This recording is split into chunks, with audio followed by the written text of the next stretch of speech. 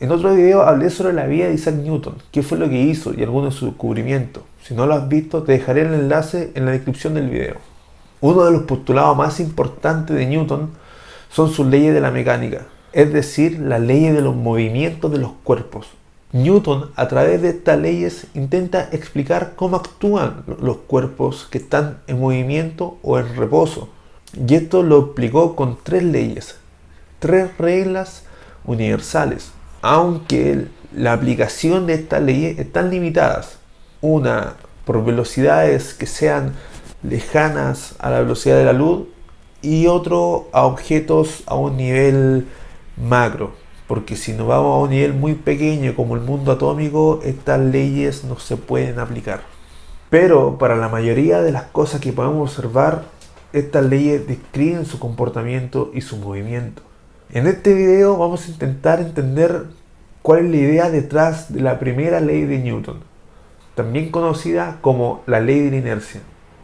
Esta primera ley de Newton intenta definir qué es lo que sucede con un cuerpo que mantiene una velocidad constante. Hasta antes que Newton definiera su concepto, se creía que un objeto que estaba en movimiento se mantendría en movimiento producto de una fuerza, y si esta fuerza se dejase de aplicar, el cuerpo dejaría de moverse. Pero Newton observó que no es así como sucede. Newton dice que un objeto que está en reposo, que está quieto, se mantendrá de esta forma a menos que se le aplique alguna fuerza externa que lo saque de este estado.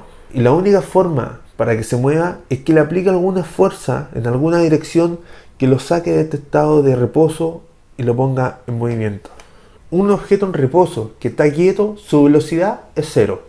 Y para que se mueva, su velocidad va a tener que ser distinta de cero. Por lo cual se puede decir que al aplicar una fuerza se produce un cambio en la velocidad del objeto. Este cambio de velocidad se define a través del tiempo. Para poder determinar este cambio de velocidad tengo que asociarlo a algún tiempo determinado. O sea, si en un tiempo cero su velocidad es cero y en un tiempo cualquiera su velocidad va a ser distinta a cero. Lo cual, si el cambio de la velocidad respecto al tiempo no existe, es cero. Es decir, no cambia. Para esto, la suma de las fuerzas que están actuando en el objeto tiene que entrar en equilibrio. Esto es importante porque se va a complementar con las otras dos leyes que nos quedan por revisar. Pero en las cosas quietas no es el único caso de velocidad constante, porque pueden haber objetos que se mueven, pero se mueven a una velocidad constante.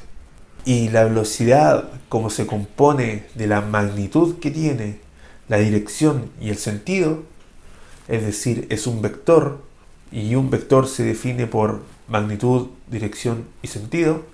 Entonces, un objeto que se mueve a velocidad constante no solo tiene su magnitud constante, sino que también su dirección y su sentido, por lo cual la única opción que tiene es moverse a través de una línea recta.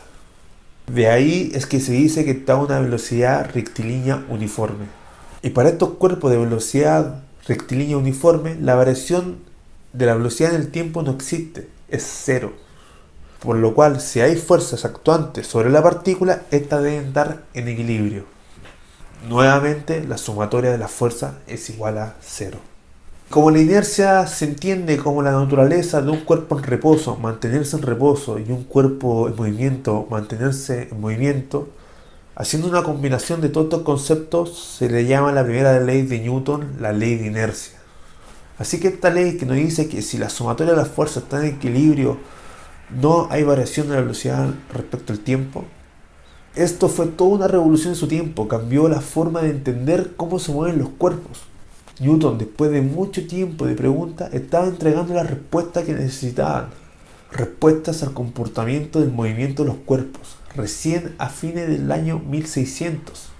Así que no te desanimes si no entiendes la idea de un principio, porque han sido muchos los años que han necesitado la humanidad para llegar a comprender estos conceptos, pero que son muy interesantes una vez que lo logra visualizar y entender. Ahora, ¿qué pasa con el objeto que sí cambia su velocidad? ¿O por qué se produce el equilibrio de fuerza en algunos casos? Si quieres saber la respuesta de esto, te invito a suscribirte al canal y ver los videos sobre la segunda y tercera ley de Newton. Nos vemos en el próximo video. Chao, chao.